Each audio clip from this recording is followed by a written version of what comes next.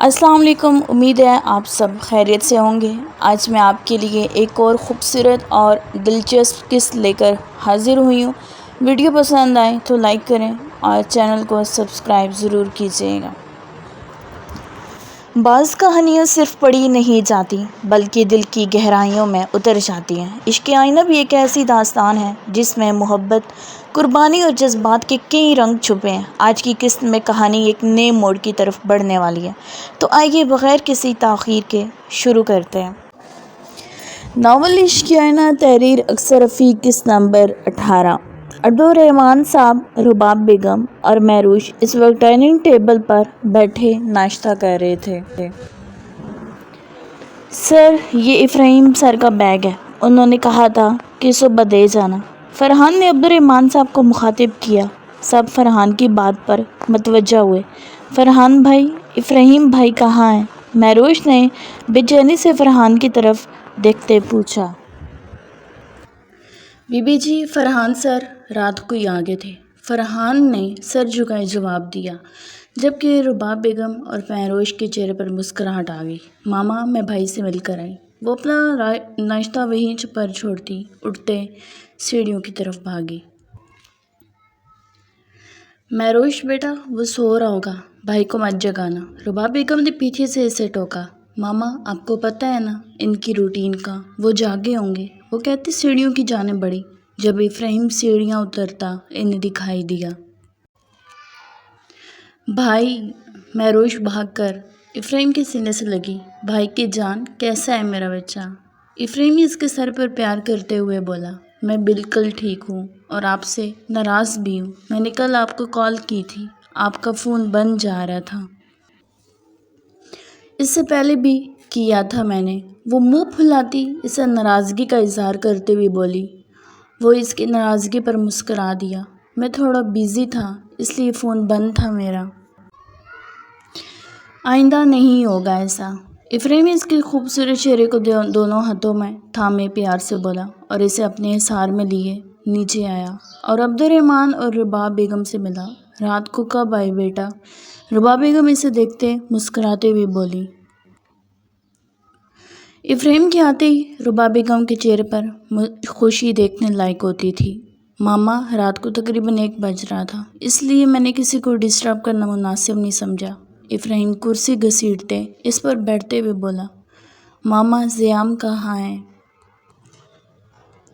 وہ سامنے پڑی کرسیوں کی طرف ایک نظر ڈالے بولا، جہاں زیام اور آئینہ دونوں نہیں تھے۔ بیٹا، وہ صبح نکل گیا تھا، کہہ رہا تھا کہ آج ضروری کوئی ٹیسٹ ہے، آئینہ کو بھی چھوڑ گیا ہے۔ آئینہ ابھی تک نہیں آئی۔ مہروش، جا کر دیکھو بیٹا، آئینہ لیٹ ہو رہی ہے کالج سے۔ مہروش یونہی جاتے ہوئے، آئینہ کو بھی ساتھ لے کر جانا، زیام تو چلا گیا ہے۔ افراہیم کو ناشتہ دیتے ہوئے رباب بیگم مہروش سے بولی۔ جی ماما، میں جاتی ہوں۔ مہروش اٹھتی آئینہ کے کمرے کی جانب بڑھی۔ پیچھے میں افراہیم کے لبوں پر نامحسوس سی مسکراہٹ آ کر غائب ہو گئی۔ مجھے تم سے بات کرنی ہے۔ شفان دھڑم سے دروازہ کھولتا شمائم سے بولا۔ کتنی بار کہا ہے انسانوں کی طرح کمرے میں آیا کرو؟ شمائم نے غصے سے اس کی طرف دیکھتے کہا، جو اس وقت لیپ ٹاپ پکڑے صوفے کی پشت سے ٹیک لگائے کام کر رہا تھا، اور میں نے بھی کتنی بار کہا ہے کہ ایسے مت مجھے ٹوکا کرو۔ شفان اسے چڑھاتا ناک سے مکھی اڑاتا بیڈ پر بیٹھتے ہوئے بولا۔ بولو، کیا بات کرنی تھی؟ شمائم نے سنجیدگی سے اسے دیکھتے پوچھا۔ میں کافی دنوں سے نوٹ کر رہا ہوں، کوئی میرا پیچھا کر رہا ہے۔ میں جہاں بھی جاتا ہوں 2 آدمی میرے پیچھے ہوتے ہیں۔ تمہیں کوئی نقصان تو نہیں پہنچایا؟ شمائم چونکتے ہوئے سیدھا ہوتے اس سے پوچھا۔ نہیں، تمہیں لگتا ہے کہ وہ مجھے نقصان پہنچا سکتے ہیں؟ شفان نے آئی برو اچکاتے اس کی طرف دیکھتے پوچھا۔ یہ سب شہرام چودھری کا کام ہے، تمہارے ذریعے وہ مجھے تکلیف پہنچانا چاہتا ہے، بدلہ لینا چاہتا ہے وہ مجھ سے۔ شمائم کو منٹ نہ لگا سمجھنے میں۔ جانتا ہوں، ابھی تو میں نے کچھ نہیں کیا، میں صرف دیکھنا چاہتا ہوں کہ وہ کرتے کیا ہے میرے ساتھ۔ چاہتا تو دوسرے دن ہی پکڑ لیتا، ان دونوں کی سانسیں ضبط کر لیتا۔ شفان نے سنجیدگی سے بولا، دادا جان کو بتایا؟ اس بارے میں نہیں، میں ان کو بتا کر پریشان نہیں کرنا چاہتا۔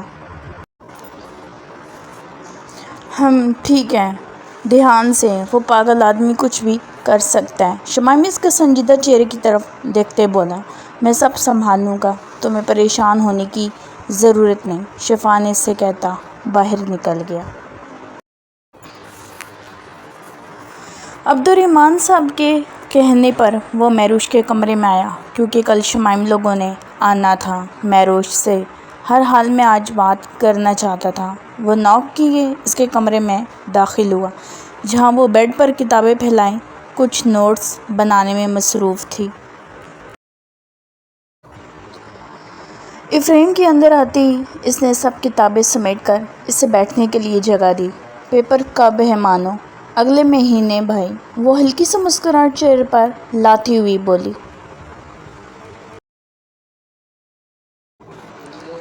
آپ کو پتہ ہے، پرسوں میں ڈیڈ کے ساتھ آسٹریلیا جا رہی ہوں۔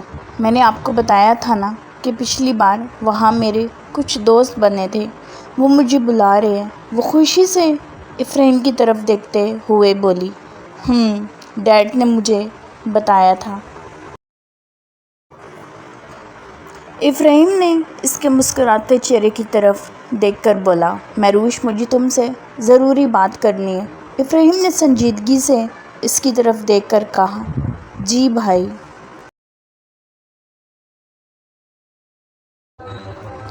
مہروش نے سوالیہ نظروں سے اسے دیکھا، جس کے چہرے پر الجھن تھی، جیسے مناسب لفظوں کا چناؤ کر رہا ہو۔ کوئی پریشانی کی بات ہے بھائی؟ مانو، افرایم اس کے ہاتھ پکڑتے ہوئے بولا۔ میرا بچہ مجھ پر کتنا بھروسہ کرتا ہے۔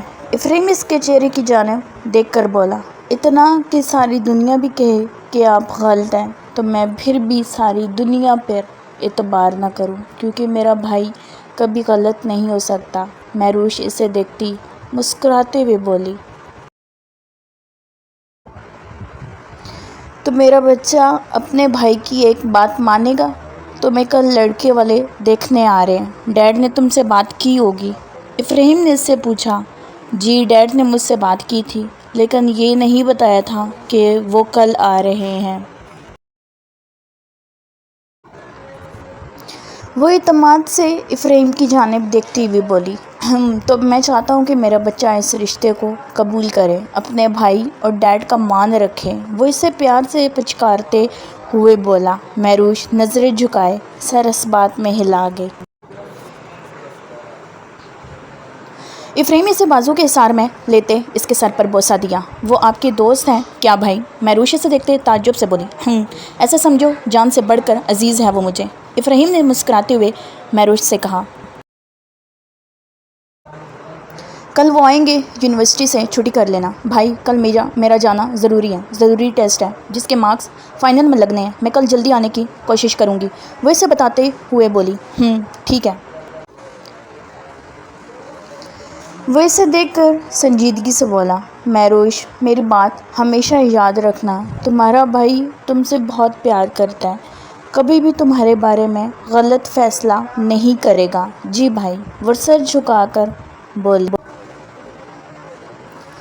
وہ اسے چاہ کر بھی شمائم کے بارے میں نہیں بتا پایا اور نہ نکاح کے بارے میں۔ وہ جانتا تھا کل شمائم کے بارے میں جان کر مہروش اس سے بہت ناراض بھی ہوگی، شاید اس کا اعتبار بھی توڑ رہا تھا لیکن اس کے لیے قدم اٹھانا بہت ضروری تھا۔ لیکن وہ سنبھالے گا، اسے یقین تھا۔ اچھا تم پڑھو، میں چلتا ہوں۔ وہ اس کے گال تھپ تھپاتے ہوئے اٹھتے بولا، بھائی کیا بات ہے؟ وہ پھر پڑھتے ہوئے اس کی طرف سوالیہ نظروں سے دیکھا۔ وہ اس سے شمائم کے بارے میں بات کرنا چاہتی تھی، لیکن ابھی اس سے کسی نے بھی نکاح کے بارے میں بات نہیں کی تھی، نہ عبدالرحمن صاحب نے اور نہ افرایم نے۔ یہ سوچ کر وہ چپ کر گئی کہ کیا پتہ وہ اس کے علم میں لائے بغیر شمائم سے جان چھڑا رہے تھے۔ شمائم کی طرف سے ابھی تک مکمل خاموشی تھی اور اسے بھی سکون ملا ہوا تھا۔ بولو میرا بچہ، کیا بات ہے، پریشان کر رہی ہے؟ افرایم اس کے چہرے پر پریشانی بھانپتے ہوئے بولا، بھائی میں ابھی شادی نہیں کرنا چاہتی۔ وہ فوراً بات بدلتی اسے دیکھتے ہوئے بولی۔ افرایم نے اس کے فوراً بات بدلنے پر اسے دیکھا، مانو ابھی صرف لڑکے والے آ رہے ہیں، باقی ہم اس بارے میں کل بات کریں گے، ٹھیک ہے؟ وہ اس سے کہتا باہر نکل گیا۔ وہ مہروش کے کمرے سے نکلتا آئینہ کے کمرے کے پاس آ کر رک گیا۔ وہ کل سے اس کے سامنے نہیں آئی تھی۔ رباب بیگم سے ان کی زبانی معلوم ہوا تھا کہ اسے کل سے بخار ہے، کالج بھی نہیں گئی تھی۔ وہ صبح ناشتہ کر کے گھر سے نکل گیا تھا۔ شام کو وہ گھر لوٹا۔ جب رباب بیگم کو کہتے سنا، شام کو رباب بیگم اور زیام اسے لے کر اسپتال بھی گئے ہوئے تھے۔ وہ بغیر نوک کیے اس کے کمرے میں داخل ہوا، جہاں پورا کمرہ اندھیرے میں ڈوبا ہوا تھا۔ چاند کی مدھم روشنی کھڑکی سے اندر داخل ہو رہی تھی۔ اس نے بیڈ پر نظر دوڑائی جہاں آئینہ لیٹی ہوئی تھی۔ وہ اس کے نزدیک جا کر بیڈ پر بیٹھ گیا۔ جب آئینہ کے بڑبڑانے کی آواز اسے آئی، ماما، آئینہ نے سسکی لی۔ اس نے ناسمجھی سے آئینہ کے کانپتے لبوں کی طرف دیکھا جس کا چہرہ بخار کی شدت سے تپ رہا تھا۔ ماتھے پر پسینے کے قطرے چمک رہے تھے۔ افرایم نیچے جھکتے اپنا چہرہ اس کے نزدیک لاتے اس کی آواز سنی، ماما۔ آئینہ کے لب دوبارہ پھڑپھڑائے۔ ہچکی لیتے وہ دوبارہ بولی۔ افرایم نے اس کے ماتھے پر ہاتھ رکھا جس کا ماتھا بخار کی شدت سے بھٹی کی طرح جل رہا تھا۔ وہ نیم بے ہوشی میں کوئی برا خواب دیکھ رہی تھی۔ وجود ہولے ہولے لرز رہا تھا۔ افرایم نے سائڈ ٹیبل پر پڑے لیمپ کو جلایا۔ آئینہ، جب آہستہ سے آئینہ کو پکارا، ماما مجھے آپ کے پاس آنا ہے، ماما۔ آئینہ نے کانپتے لبوں سے کہا۔ اب کی بار افرایم کو واضح سنائی دیا، آئینہ اٹھو۔ اس کے گال پر ہاتھ رکھ کر تھپ تھپاتے ہوئے بولا۔ آئینہ، وہ پریشانی سے بولا۔ آئینہ کی آنکھوں میں جنبش ہوئی۔ اس نے دھیرے سے آنکھیں کھولی۔ تم ٹھیک ہو؟ وہ اس کی طرف جھکتے اس کی آنکھوں میں دیکھتے ہوئے بولا۔ آئینہ نے ناسمجھی سے آنکھیں کھول کر افرایم کو دیکھا جو اس کے نزدیک چہرہ کیے پریشانی سے اسے دیکھ رہا تھا۔ تم ٹھیک ہو؟ اٹھ کر بیٹھو۔ کچھ کھایا تم نے اور دوائی لی؟ وہ اس کے زرد پڑتے چہرے کی طرف دیکھ کر بولا اور پیچھے ہٹتے کھڑے ہو کر اس کو بٹھایا جو اس وقت پنک نائٹ ڈریس میں بال پشت پر پھیلائے ہوئے تھی، چہرہ آگ برسا رہا تھا۔ اٹھ کر خاموشی سے بیٹھ کر سامنے دیکھنے لگی۔ افرایم اس کے پاس بیٹھ گیا۔ میں نے اپنی ماما کو دیکھا ہے، وہ مجھے بلا رہی تھیں اپنے پاس اور میرے قدم ان کی طرف بڑھ ہی نہیں رہے تھے۔ وہ سامنے دیکھتے ایک ہی جگہ پر نظریں ٹکائے ٹرانس کی کیفیت میں بولی۔ وہ ابھی بھی خواب کے زیر اثر تھی۔ آئینہ، افرایم نے اس کے ہاتھ اپنے مضبوط گرفت میں لیے۔ وہ اس کی حالت سے پریشان ہو گیا تھا۔ آئینہ نے چونکتے ناسمجھی سے افرایم کو دیکھا۔ کچھ کھایا تم نے؟ دوائی لی؟ افرایم نے اس کے سائڈ ٹیبل پر نظر دوڑائی جہاں کچھ میڈیسنز پڑی ہوئی تھیں۔ وہ اس کا ہاتھ چھوڑتا دوائیاں چیک کرنے لگا جو شام کو اسپتال سے لے کر آئی تھی۔ اس نے گردن موڑ کر آئینہ کو دیکھا جو ناسمجھی سے اس کو تک رہی تھی۔ چلو اٹھو، میں تمہیں اسپتال لے کر چلتا ہوں۔ اٹھو، شاباش۔ وہ اس کے بخار کی شدت سے تپتے چہرے کی طرف دیکھتے اس کے آگ برساتے ہاتھ کو سہلاتے ہوئے بولا۔ آئینہ کھوئی اسے دیکھ رہی تھی۔ آئینہ، جب افرایم نے اس کے ہاتھ پر اپنی گرفت مضبوط کی، وہ اپنے حواسوں میں نہیں تھی، نہیں تو کبھی اس کے سامنے نظر اٹھا نہیں پاتی۔ آئینہ، افرایم نے دوبارہ اس کو پکارا۔ جی جی۔ اس نے افریم کی طرف دیکھا جو اس کے بے حد نزدیک بیٹھے پریشانی سے اسے دیکھ رہا تھا کہ اس قدر نزدیکی کا احساس کرتے وہ ڈر سے تھوڑا پیچھے کھسکی اور اپنے ہاتھ چھڑانے کی کوشش کی جو افریم کی سخت گرفت میں تھے۔ یکدم اس کے چہرے پر خوف تر آیا۔ ماما! جب آئینہ اس سے ہاتھ چھڑواتی جلدی سے بیڈ سے اتری اور حلق کے بل چیخ کر رباب غم کو پکارنے لگی۔ ماما! وہ بھاگ کر دروازے کی جانب بڑھی۔ افریم نے حیرانگی سے اس کے ری ایکشن کو دیکھا تھا۔ آئینہ لیسن! اس سے پہلے کہ آئینہ دروازہ کھول کر باہر نکلتی افریم لمبے ڈگ برتا اس تک پہنچتا اس کو بازو سے پکڑ کر اپنے سینے سے لگا گیا۔ ریلیکس آئینہ! وہ اس کی کمر سہلاتے ہوئے بولا۔ وہ اس کے سینے سے لگی سسک رہی تھی۔ رباب بیگم جو نیچے عبدالرحمن صاحب کی فرمائش پر کافی بنا رہی تھی۔ عبدالرحمن صاحب کبھی کبھی کافی پیتے تھے، وہ بھی صرف رباب بیگم کے ہاتھ کی۔ آئینہ کی آواز سنتے فوراً اس کے کمرے کی جانب بڑھی۔ زیام جو ٹی وی لاؤنج میں بیٹھے ٹی وی دیکھ رہا تھا اسے آئینہ کی آواز سنائی دی۔ وہ بھی رباب بیگم کے پیچھے آئینہ کے کمرے کی طرف دوڑا۔ مہروش بھی ساتھ والے کمرے سے تیزی سے نکلی۔ رباب بیگم نے جیسے ہی دروازہ کھولا سامنے آئینہ افریم کے سینے سے لگی رو رہی تھی۔ آئینہ! رباب بیگم اسے روتے دیکھ کر آگے بڑھی۔ ماما! آئینہ افریم کے کشادہ سینے پر اپنے دونوں ہاتھ رکھتی اسے دور دھکیلتی رباب بیگم کے حصار میں چھپ گئی۔ کیا ہوا آئینہ؟ رباب بیگم نے اس کے بال سلاتے پریشانی سے بولی اور ساتھ افریم کی طرف دیکھا۔ افریم آئینہ کی دور دھکیلنے پر اس کی رگیں تن گئی۔ چہرہ خطرناک حد تک سرخ ہوا تھا۔ اپنے اندر اٹھتے وہ بال کو وہ مشکل کنٹرول کیے کھڑا ہوا تھا۔ آئینہ سے سب کی نظروں میں مشکوک بنا گئی تھی۔ زیام اور مہروش رباب بیگم کے ساتھ کھڑے کبھی افریم کو اور کبھی رباب بیگم کے حصار میں چھپی آئینہ کو دیکھ رہے تھے۔ ماما! میں اس کی طبیعت پوچھنے آیا تھا۔ ابھی بھی اس کو تیز بخار ہے، اس کو ہسپتال لے جائیں۔ افریم آئینہ کی طرف دیکھتے جو رباب بیگم کے سینے سے لگی رو رہی تھی سرد لہجے میں کہتا وہاں سے نکل گیا۔ آئینہ! میرا بچہ کیا ہوا ہے؟ آئینہ کو سامنے کرتے ہوئے بولی۔ رونے سے اس کی آنکھیں سرخ ہو گئی تھیں۔ ماں صدقے کیا ہوا ہے آئینہ؟